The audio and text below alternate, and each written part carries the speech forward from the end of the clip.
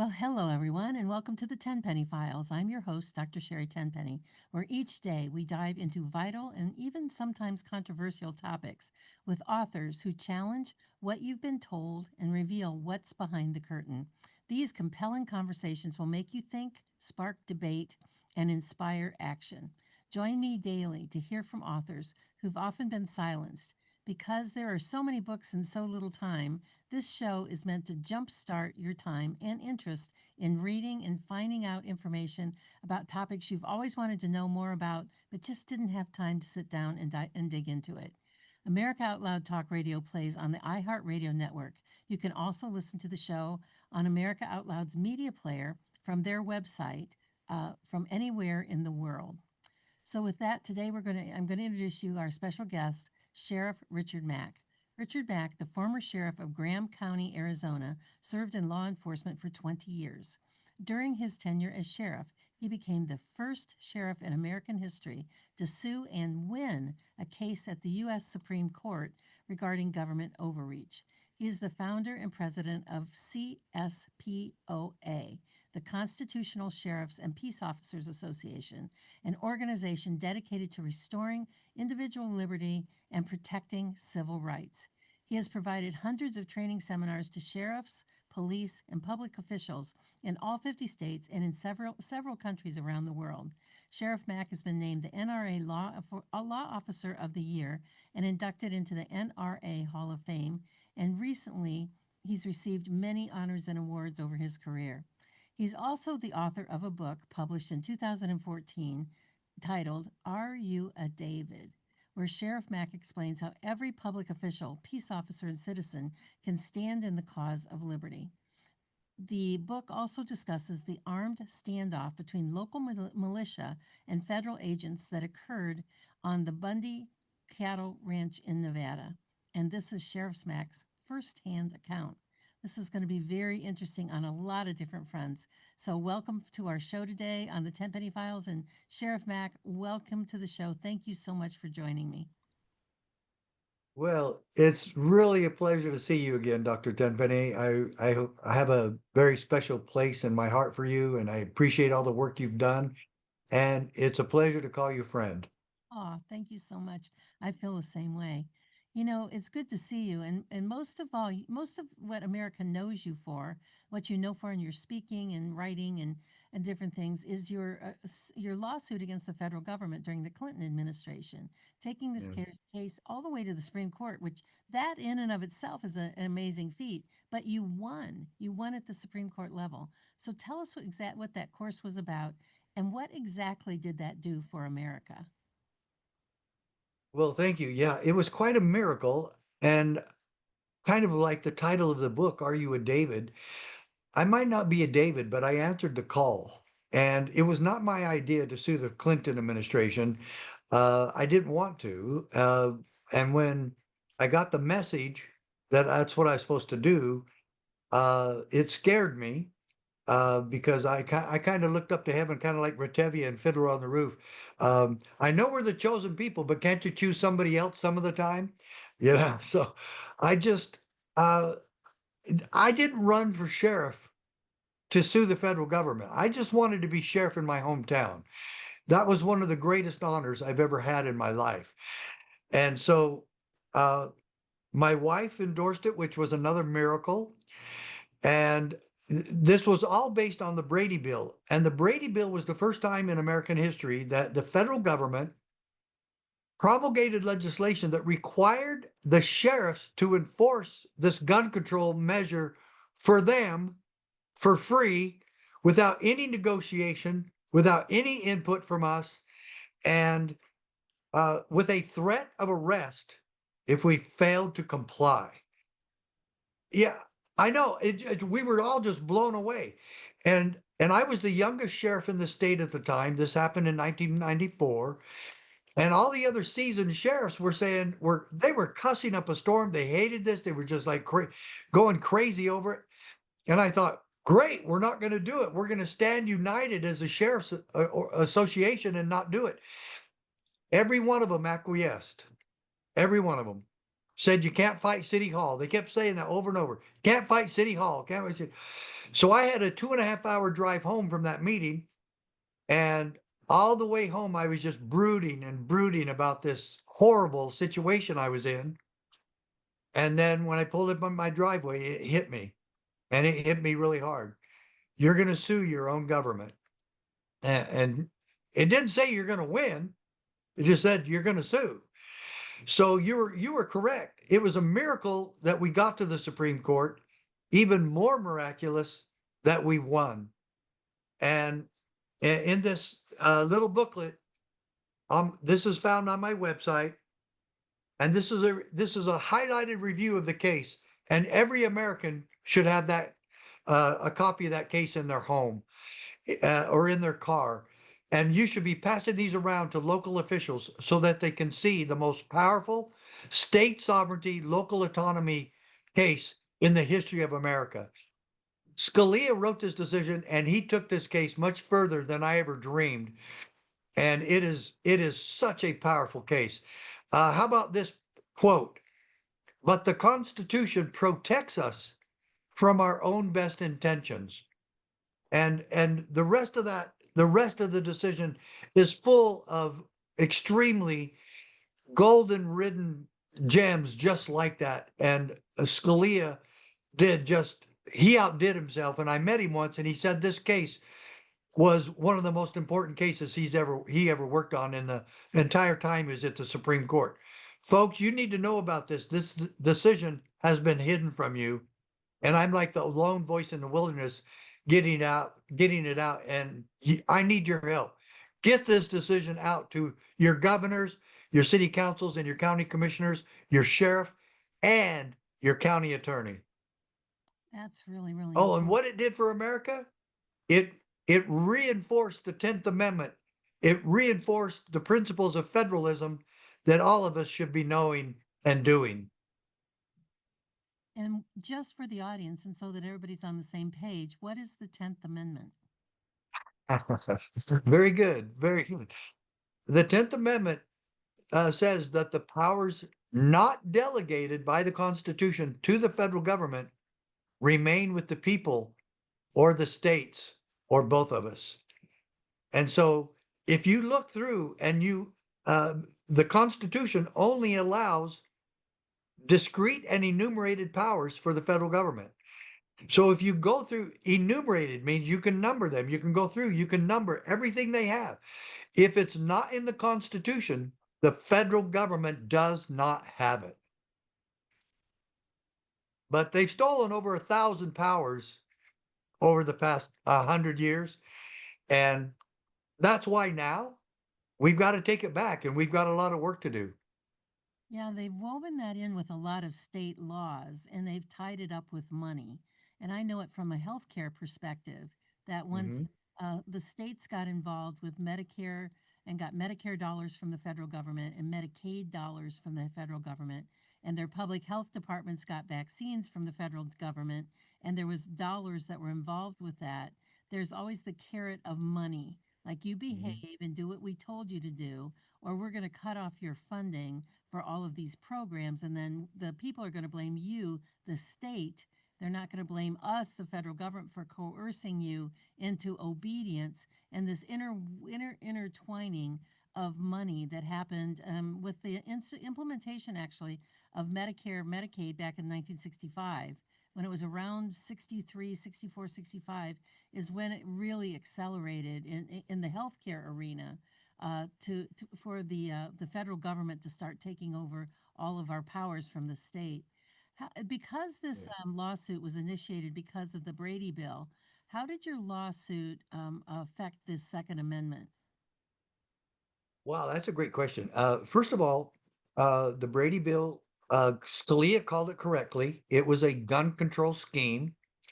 And it said that the sheriffs said that the federal government commandeering us to enforce it for them was unconstitutional. That's what we won on. The federal government cannot tell your sheriff what to do. He doesn't hire, the federal government doesn't hire your sheriff. They can't fire your sheriff. They cannot tell your sheriff what to do because the sheriff reports only to the people. The people elect and appoint the sheriff every 4 years. It's up to them to tell the sheriff what to do, not the federal government. But specifically for the Second Amendment, Brady Bill, there were 5 Brady bills scheduled to be passed 1 year after the other until the Second Amendment would have been completely destroyed. Howard Metzenbaum, Senator Metzenbaum from New York, introduced Brady Bill 2 just 2 weeks after I filed. On February 28th, 1994, 2 weeks later, he filed to in committee that he was in to pass the Brady Bill 2. It never made it out of committee because Brady Bill 1 was still under litigation. In fact, it just started. After we won, Brady Bills 2, 3, 4, and 5 all died, which saved the Second Amendment.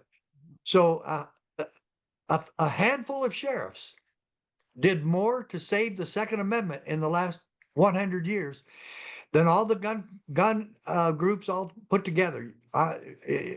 Congress, any legislative body, 7 sheriffs did more to save the Second Amendment than any other group in the last 100 years. I'm proud to be part of that. I don't think that people are fully aware of the power of the sheriff. And I don't think No, that they're not. sheriffs are aware of their power and what they are supposed to do either because they don't do much. At least in the state of Ohio, they don't they don't do much. And so I think that a lot of people just think of sheriff as just another part of the police department or something. And I know when I was in director of the ER, in back in the day, we had a mental health transportation issue because at the time our hospital did not have have a capability. It didn't have a psych unit, and so if there was a patient that came into the ER that needed to be admitted to a psychiatric unit, they either had to be transported to Lima, Ohio, or Toledo, Ohio, because I was in Findlay, Ohio, which is about halfway in between, over on the western side of the state. And I remember setting up a committee with the public health people and head of the sheriff's department, the head of the police department, and the head of the state highway patrol, because they were the ones who were involved in the transport. And there was a lot of, like, in my opinion, kind of splitting hairs of were they a resident inside the city or were they a resident in the county? Because they were a resident in the city, it was the responsibility of the police, and if they were a resident in the county, it was the responsibility of the sheriff. And we went round and round. We had meetings every 2 weeks for, I don't know, a couple months. And everybody got to air their complaints about funding and lack of personnel and, what Yeah. do you do if it's a violent patient and all this stuff. So we had a lot of conversations about it. And I remember after about 2 months of this, I'm looking, it was me and the guys, sitting around the table. And I just said to them, I think everybody's had an opportunity to explain why they can't do this and what the problems are. I think it's time we get down to brass tacks and figure out what we can do. What can you do, Sheriff? What can Exactly. Chief of Police until we do this? And it was so interesting, Sheriff Mack, because they all looked at me like, huh, what a novel idea. and, Yeah. so and from that point, I believe it was the gentleman who was the sheriff sitting at the table said, well, I think we can do this. And then the head of the police said, well, I think we can do this. We had one more meeting after that, and it was all taken care of and all done. And we'd been cogitating on this for months, trying to get things done. And I just said, let's come up with a solution here, guys. And so but I think that most people kind of look at the sheriff department, at the sheriff, as just an extension of their local police department. And I know that's really inaccurate. So why Yeah, it's not true. don't you get But generally speaking, you brought up the point.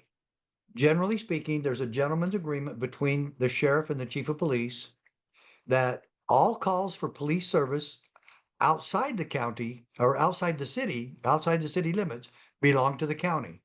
And that's where the county sheriff, he answers all the calls. His deputies, his patrol officers, his detectives handle all calls for police service outside the city limits of any of the cities that exist in his county. Whether it's Los Angeles County or Los Angeles City, those agreements all exist nationwide. It certainly was where I was sheriff in southeast Arizona, Graham County. And so also though, the sheriffs provide security for the courts. They do a lot of prisoner transports. And he's also in a lot of counties, and my county he's the tax collector for the county. Hmm. And that's one part I didn't like at all. But he is the top law enforcement officer for every county. Why? Because he's the only one that's elected. And the history behind the sheriff is also extremely powerful. He was the first cop in America, the sheriff. Three signers of the Declaration of Independence were former sheriffs. And again, the first law enforcement officer in America was the county sheriff. And that was even before we became a country. So the office goes back over 1,000 years in old Anglo-Saxon law. And the sheriff of Nottingham was a great example of how horrible it can be for the people when you have a corrupt sheriff. Same thing today. If you have a corrupt sheriff, you need to get him out of there because he answers to you. You're the one that picks the next sheriff. And we, the people, are in charge of this government. And you are in charge of your sheriff. Well, that's really, really powerful. You know, when you formed the Constitutional Sheriffs and Peace Officer Association, the CSPOA, you didn't form it until 2011. Why was there such a delay in there, like between your lawsuit and in 94, and why that long a period of time before you formed this very powerful and important organization? Well, that's a very insightful question. I was doing ever since I left the sheriff's office in January 1st, 1997. I was not sheriff anymore that day.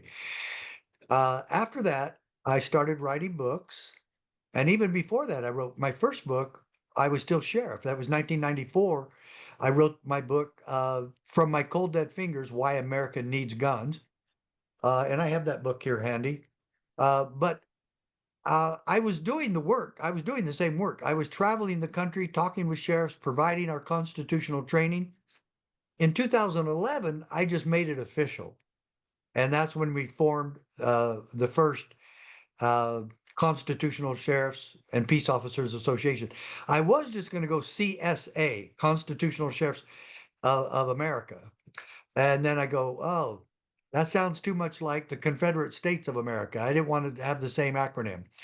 And so I made, I didn't want to leave all police out of it.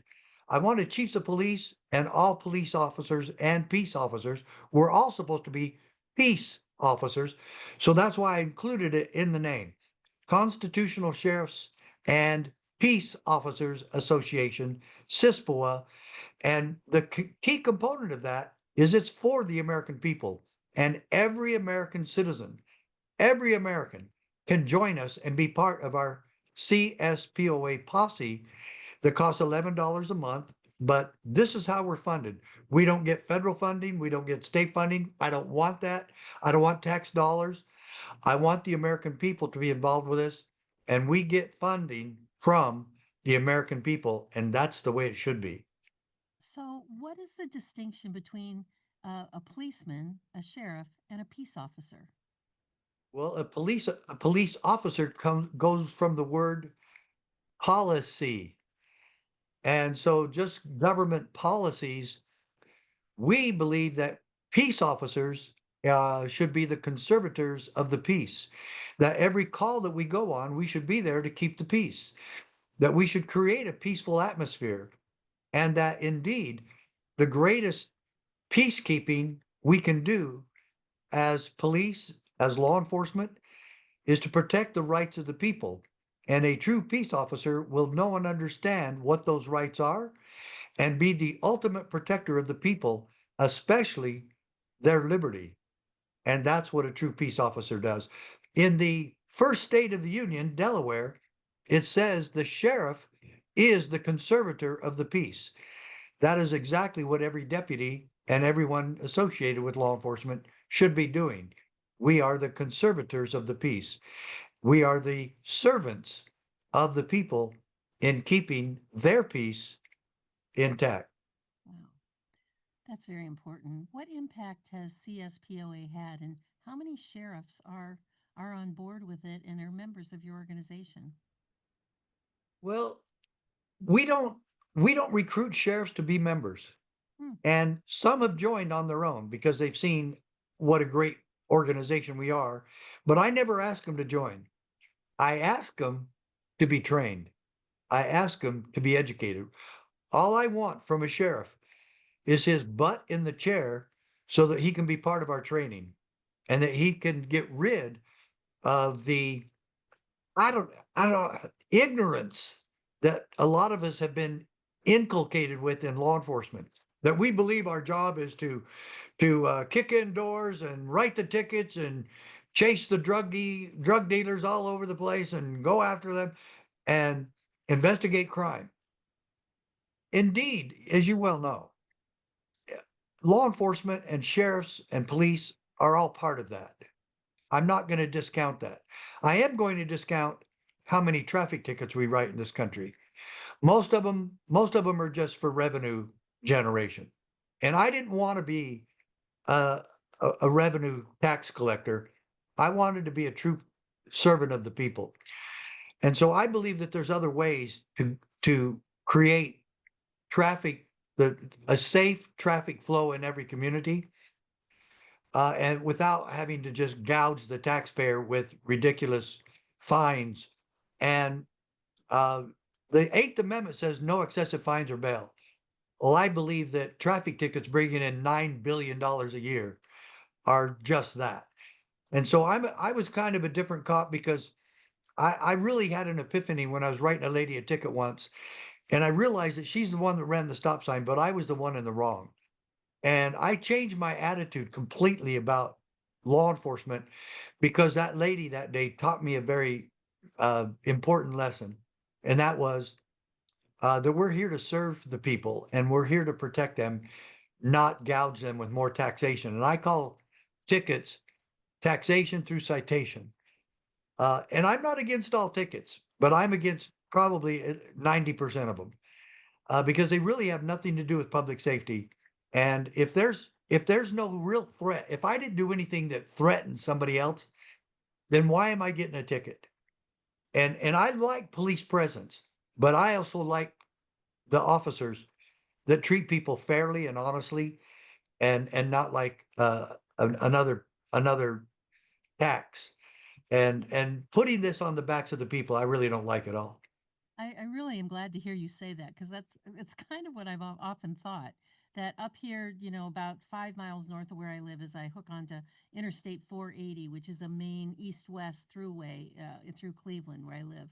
And occasionally you see the cops out there with their guns, speed monitoring you and going to write you a ticket. And every time that I see that, every time that has ever gone through my head, I've always often thought, well, I guess they're kind of short on funds right now. They need to, they're like fly paper, that fly paper that's in your kitchen that, certain flies fly past it and get stuck to it, and the other ones just fly right by. So I've thought of them as like, fly paper, that they're just taking, sticky, being sticky and taking money because they probably need more funds and things like that right now. So Yeah, and anytime that the police department has done a quota, I have fought that, and quotas are actually illegal in some states, and I totally like that. And look, most of the places you just need the officer just needs to give a reminder to people. You need to slow it down, and you need to be more careful. And so we really need to do that, and that's what we teach at the CSPOA, and we teach the Constitution, and we really teach the sheriffs in this country about my lawsuit, because that was the only time in history that sheriffs sued the federal government to protect the office of sheriff. how many sheriffs have gone through your courses over the years? Over 1,000, over 1,200 since we've been in an organization, and we've done lots more deputies, some chiefs of police, peace officers. We've done county commissioners, city council members, and we really like training the public as well. So we invite all of you to talk to your sheriff and say, "Hey, can you have Sheriff Mack come here and do his training?" We'll make it happen. We'll be there. I'm doing Elko, Nevada in January, and we've got some other stuff coming up here really soon. But it's really a matter of you've got to be educated. Do the police in this country really know why they take an oath of office and what their role is in protecting our constitutional republic? And that's what we teach because most don't. Most never get trained in that at a police academy. Wow, who knew? You would think that would be the top line, that would be the first line that they would learn. Well, Yeah, today you would. with Sheriff Richard Mack, and we're going to take a quick break. Hold that thought. We're going to take a short break and hear from our sponsors at AmericaOutloud.news. America Out Loud Talk Radio plays the Tenpenny Files on the iHeartRadio network daily at 3 p.m. Eastern Time. The following day, all of our shows go up onto podcast platforms where you can hear them on Spotify, Pandora, Apple, iTunes, and iHeart Virtual Studio. So many things are loaded with information that either if you missed it live or you want to listen to it again, it is available on all of those different podcast platforms. We have a great message coming up from our sponsor. It's what keeps us going here at the Tenpenny Files and also on America Out Loud. Sit tight. We will be right back. There's more to come. We're going to talk about Sheriff Mack's position on what President Trump is doing in some of our major cities. We've got more to come. We'll be right back. Zeolite is a detox spray. We work specifically with a company called Touchstone Essentials. They are an incredible company. We've been working with them now for several years. And zeolite is a mineral that goes through your body like a one-way basket. It will clean out heavy metals such as arsenic and mercury, aluminum, cadmium, and it hooks onto those metals from a one-way perspective. So once it's bound, it goes out through your urine or your stools and doesn't get redeposited in other places. Everybody needs to have a detox product in their life, and this one is so easy to use and it's so safe. You can take it when you're pregnant, you can take it when you're nursing, you can give it to little children, you can even give it to infants, and quite frankly, I give it to my dog. I actually put a little bit of the zeolite in his water because until we all stop living in a toxic world, we all need to get some of those extra toxicities out, the heavy metals, the persistent organic pollutants, the things that are floating through the air, the different things that we come in touch with in our environment. And we are a big fan of zeolite from Touchstone Essentials. We've been a big fan of their products for several years. Go to drtenpenny.com/detox to get your first bottle of zeolite spray for $50 off. Well, welcome back, everyone. We're today talking to Sheriff Richard Mack, the founder and president of Constitutional Sheriffs and Peace Officers Association, the CSPOA, an organization dedicated to restoring individual liberty and protecting civil rights. He's also the author of Are You a David, which we're going to talk about in just a minute. But first, I want to ask you, I know that you've been a past supporter of President Trump. Do you still support him? And two questions along with that. What would you like to see on President Trump's to-do list? And does he have the authority to order the things, the National Guard and the other people to go into Chicago and L.A. and probably New York soon, since of the results of this election? And does he have the authority to do that? And what would you put on his to-do list? Well, you probably know I supported Trump when he ran for office, and I did. And I actually went to a fundraiser in Las Vegas for him. And I don't think I've ever donated anybody more than I have President Trump. But I'm not very wealthy, and so I don't donate a lot. But I'm just going to tell you right now. I'm going to tell you the amount I donated to him at that fundraiser. I donated $1,000. Okay, and that's a lot of money for me. And I'm just a retired cop. I'm a retired sheriff, and so there's not much in the bank for Sheriff Mack. But um, I want to quote you Article 4, Section 4 of the United States Constitution, and I still support President Trump today. He's changing a lot of things, and he's going against the political grain in Washington, D.C. Thank God that he is. Because the corruption in Washington, D.C., I find extremely alarming and dangerous.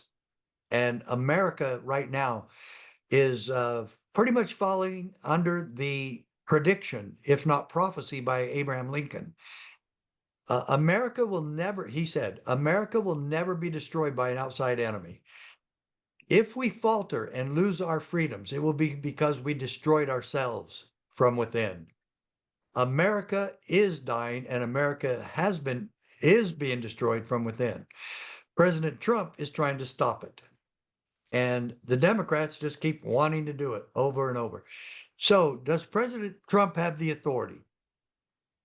Article 4, Section 4, the United States shall guarantee to every state in this union a republican form of government. Folks, we are not a democracy. We are a republic. And to the republic for which it stands. It doesn't say democracy. The D word is not in any of our foundational documents. Nowhere. The founding fathers didn't say, oh, we can't wait to start a new democracy in America. You never heard any of them say that because they didn't. Their new experiment for self-government and individual liberty was called the Constitutional Republic. And then it says this, and shall, the United States, shall protect each of them, each of the states, against invasion. So President Biden and Kamala Harris committed treason, allowing all of these cartels and terrorist groups into our country, these murderers, these rapists, these drug dealers, these sexual exploitation, human traffickers of children, all into America.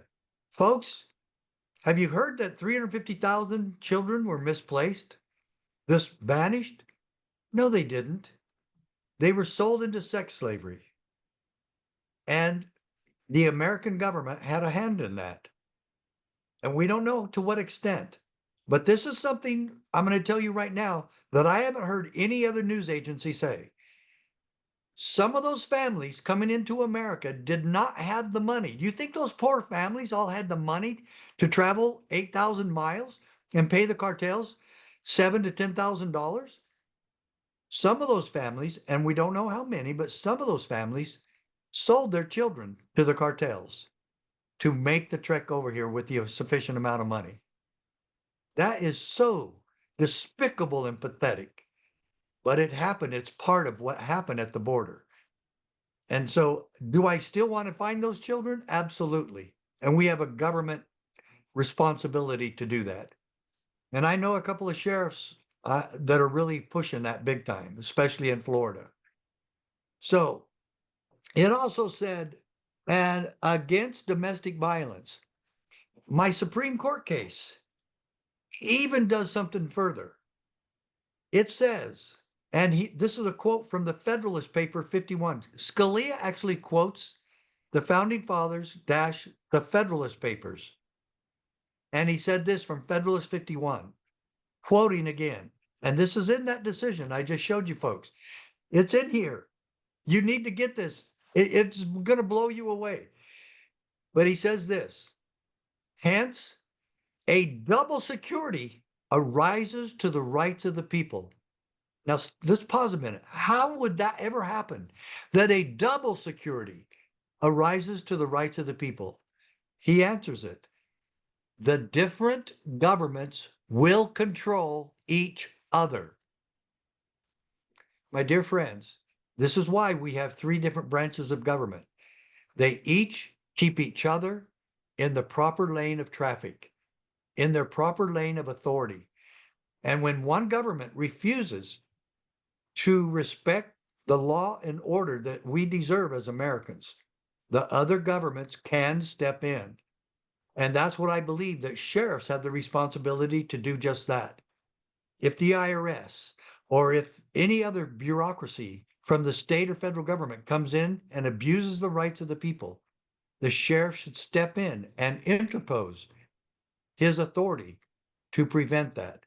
Just as John F. Kennedy did in 1962 when Governor Wallace refused to allow Black students, Black Americans, to go to school at University of Alabama. John F. Kennedy put a stop to that. He sent troops in. It was completely peaceful. And the state backed away and allowed this freedom to take place. And desegregation started in about Alabama at that time. God bless JFK for doing that. Donald Trump is doing the same thing today. He is trying to make things peaceful in these horrible, crime-ridden, murder-ridden towns and counties across America. He shouldn't be the one doing it. It should be the sheriff in those counties working with the chief of police and the mayors and the governors to make sure that these criminals are removed from their communities. You should be asking that of your sheriff. If they refuse to do it, then other governments will provide and fill the gap. It's really sad that we're leaving that to President Trump, but God bless him for doing it. So he has a constitutional right, and not only a right, but an obligation to send in peace officers to Memphis and Chicago and Los Angeles and Portland and the cities that, Washington, D.C., where that has happened. How can there be a judge that puts a stay on that and say, no, you're not, no, I'm gonna tell you that you have interpreted the Constitution incorrectly, and I'm putting a stay on whether or not you can send National Guards into Portland? Well, I would love for one of those judges to quote me the part of the Constitution where the president doesn't have that authority. And if they're first of all, he has the authority to get anyone who violated immigration laws that penetrated our country. That protection did not happen during the 4 years of the Biden treason administration. And so, of course, he has to go get them. I wish, and we've asked and we've informed all the sheriffs of this country that they have a responsibility to help with deportation. Nobody knows the counties better. And folks, each one of you need to contact your sheriff and say, are you helping with deportation? We actually have a very serious problem in Washington state because they're suing and trying to arrest sheriffs for helping with deportation, doing their jobs.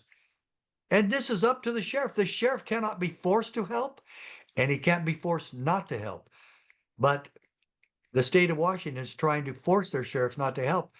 And we're raising money right now for our conference to be there in Washington State in January so that we can train everybody and get this message out loud and clear to the governor and to the Attorney General Brown, who is suing Sheriff Wagner in Adams County because he's helping Tom Homan.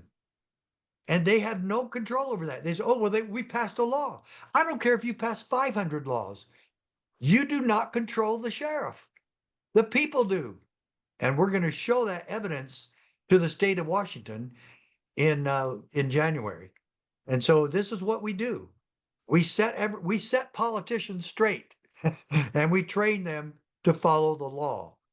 It's just I guess it's because I'm not a left woke person, but I can't get my head around why these people want to keep the criminals and the murderers and the gang members in their community so that law abiding, truly American citizens, tax paying, working, business owner American citizens are at risk. Why do they want to keep these people here? I just don't understand it. Do you have any insight into that? Only because it's Democrat dogma. That's all. Because if people stop and they go, yeah, we don't want them here. We want to be protected. We want law and order. Then why do we keep having these activist judges? Because that's what they are. They're Democrats first. They're Democrats, and And they'll do anything for the Democrat Party. and they And they got appointed by Democrats. And I've asked that same question, Dr. Tenpenny, and it's the one that we should all be asking together. Why would we want to keep this criminal element, the terrorists and the cartels who have infiltrated America? Why do we want to keep them here? Because that's what the Democrats say. That's the only answer. I guess it goes back to Trump derangement syndrome. For sure. For sure. I mean, the whole Trump administration, and that's another topic for another day for sure. Let's Yeah. talk a little bit about your book, Are You a David? How did you come up with that title? And tell us a little bit about writing that book and what it meant to you.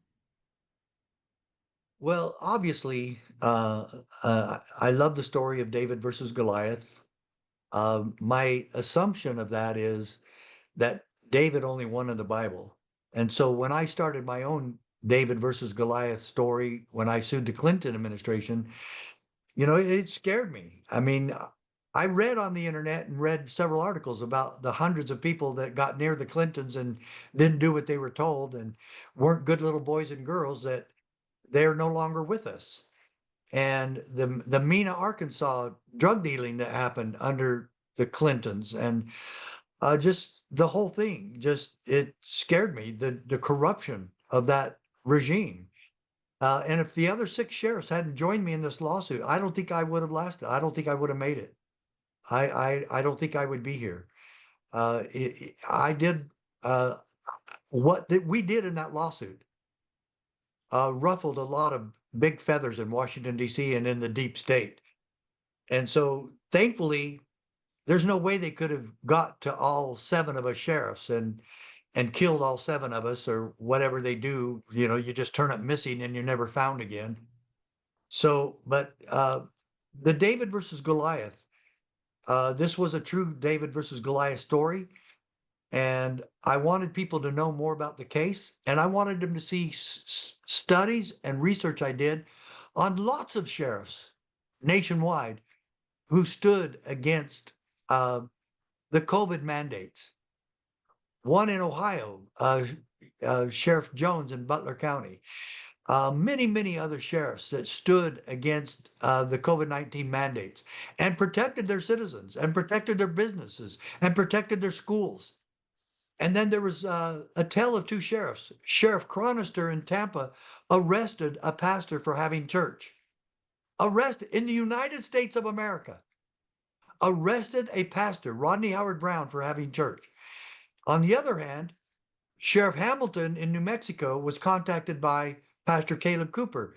He said, Sheriff Hamilton, I just want you to know that the government does not run my church.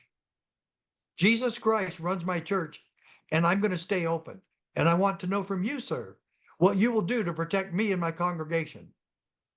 And Sheriff Hamilton responded, if it takes having to go to jail myself, I will do everything in my power to keep you and your church safe and open. Sure enough, here came the state police to shut him down. Sheriff Hamilton went out and talked to him and said, I have deputized every single person in that church. They are under my authority. They will stay open. And Pastor Caleb Cooper is my right-hand man, and he's a deputy now. The state police left, never came back, and Pastor Cooper kept his church open every Sunday. Amen to that. That is a constitutional sheriff. My question to all of you, which sheriff do you want in your county? Absolutely. Absolutely. And, you know, part of your book, your book, Are You a David? You talked about the standoff that happened at the Bundy Ranch, and that was Yes. a firsthand observation. You know, the country, I want you to talk about that a little bit. And then I have a question that, you know, the country is so volatile right now. You know, we are really at each other's throats, like what you were saying from President Yeah. Lincoln, I think you said, that said we are going to destroy our country from the inside out. Do you think another armed standoff is possible? And do you think it may be coming over things such as property rights and immigration? And what, If we don't get this hate, this Democrat Republican hate, if we don't get that under control, and the politicians don't realize what's really happening, and that they're just being part of the destruction of America from within, it's not only possible, it's inevitable. It's inevitable. And that's what we're trying to keep from happening. We want to keep this change. We want to keep the restoration of our Constitution a peaceful process. And that is our main focus. And folks, we need you on board with this if we're going to keep it peaceful. But what happened at the Bundy Ranch was so egregious, was so tyrannical, was so dictatorial. If you guys wanted to see Hitler's, you should have checked out Barack Obama in 2014 and even before. There were 53 ranchers in Clark County, the greater Las Vegas area. At that time, when they were going after the Bundys, there was only one left, one rancher standing, the Bundys. And they were not going to give up, and they were not going to let the federal government run them out of business like they did 52 other ranchers. And I knew some of those ranchers, and I talked to some of those ranchers, and they said they should have listened to the Bundys, and they shouldn't have done what the government said, and that the government deceived them and ran them out of business. They wanted that land, and they wanted the water for other stuff, especially Harry Reid, the crook. wanted. But these people, the the the federal government, the Obama administration hired paid mercenaries to be there ready to shoot these people, and the order to shoot these protesters was given. And luckily, a deputy sheriff stood in the way from Clark County and stopped all the killing before it got started. And he actually put himself there and said, and he told the protesters to back up. And then he told the federal government with 200 snipers there ready to go, he told them, you're going to shoot these people because of cows. And they left. And luckily it ended peacefully. That would have been a major catastrophe. The FBI had already been up in a helicopter shooting the cows and the cattle that they could not bring in, just slaughtering cattle at will. And that was on video for a while, and it was even up on YouTube for a while, but it's not there anymore. Go figure. So this was an amazing incident. My hat's off to the Bundys. They're great people. And what they did to keep that peaceful and without violence was a miracle. And they will always be a friend of mine. Well, it's an important idea because the escalation of violence and hate in this country, and now the Trump derangement syndrome, and now with Mondami being elected mayor of New York City, of unbelievable that they have vowed that they are going to make the entire United States into a Muslim communist country, and they're on Yeah. the way. And so, what can the America? We just have a few minutes left here, Richard. Today we're talking to Sheriff Richard Mack about all the wonderful stuff that he's done. He's committed his entire life to. What can the American people do to get behind your work, and how can they get involved? Well, folks, uh, Jefferson warned us that the price of liberty is eternal vigilance. And we, the American people, have not been vigilant. And we've got to get back involved in the process of restoring our constitutional, God given republic to its proper place in America. If we return, in fact, the solution is behind us, my friends. The solution is behind us. It's in Independence Hall. It's in our Constitution. It's in our Declaration of Independence. It's in our foundation. We need all of you on board. And what we offer at the CSPOA, we offer you an opportunity to be part of the solution, a peaceful and effective solution. And according to Jefferson, if you're not involved, it's not going to work. This is your country. This is our country. We've got to stand. It's a peaceful process, folks. What we offer you is a peaceful and effective solution. We offer training every Wednesday to all of our posse, our CSPOA posse. Become a member, make a donation for our conference in Washington State. Be part of the solution. We train you to work with your sheriff, and we train you to help him start a posse if he doesn't have one yet. Wouldn't it be great for every sheriff to have a Minuteman organization, quote, his posse, that he could count on in the time of any emergency, no matter what that emergency is? Of course. I had a posse. Sheriff Arpaio in Maricopa County had 2,500 on his posse. Folks, we're not saying you're a deputy sheriff and you go out on patrol. Is that a possibility? Going with another deputy is definitely something we'd like to have happen. But we offer the training first, and there's lots of police departments that offer citizens academies now. All of that's part of this. How do we take America back? County by county, state by state. We, the people, working with a constitutional sheriff. We can do this. And I'll close with this line from the Declaration of Independence. It's the last line. And for the support of this declaration, with a firm reliance on the protection of divine providence, we mutually pledge to each other our lives, our fortunes, and our sacred honor. My dear friends, today we must do likewise.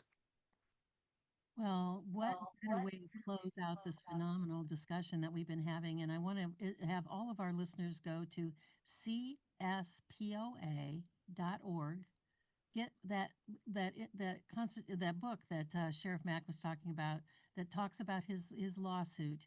Get a copy of that. Make a donation. Go to his meetings. Sign up on his Facebook page. Follow him on X at real CSPOA at real CSPOA. Go to cspoa.org. Make a donation. Become a member. Get informed. Get your local community together. You know, I talked about this all the way through COVID when I said it's really important Mhm. for each person, each family member to find out who your tribe is. And your tribe may not be your blood relatives. You know, you may be very constitutionally minded, very spiritual, very solid in your Christianity, and most of your relatives are still wearing masks and social distancing. They are not your tribe just because they happen to be blood relatives of yours. So if you are constitutional minded and really want to take our country back and get your sheriffs involved, then go to the cspoa.org, make a donation, go to the meetings, go talk to your local sheriff, get them involved. They may not even know about this organization and get them Right. The involved. best thing you could tell him when you go talk to him is tell him you're a member of the CSPOA. Very good. With that, this has just been a phenomenal discussion that we've had today. And with that, I want to thank all of our people who've joined us here every day at the Tenpenny Files. And I want to close out with one of my favorite verses from the Bible. I close all of my podcasts with, and my broadcasts, whether they are live or pre-recorded, with Romans 12:12. Rejoice in hope, be patient in trouble, and be persistent in prayer. Lean into God, trust Him for everything. He won't let you down. And we'll see you here tomorrow at 3 p.m. Eastern Time, right here on AmericaOutloud.news and on the iHeartRadio network. You can also hear the Tenpenny Files on Apple, Spotify, Pandora, iTunes, and iHeart Virtual Studio. They're also available on the Tenpenny channels that are available on Rumble, X, and Instagram. To learn more about our membership and about our products, go to dr10penny.com. Follow me on X at BusyDrT, and on my Substacks that I put out. There's two a week, one on Saturday, which is dr10penny.substack.com, and my spiritual one that I put out on Sunday, which is 10pennywalkwithgod.substack.com. So I want to thank everyone for being here today. We'll see you again tomorrow with another great discussion on the Tenpenny Files. And so I want to thank Sheriff Mack again for being here with us today, and we'll see everybody else tomorrow. Goodbye and God bless.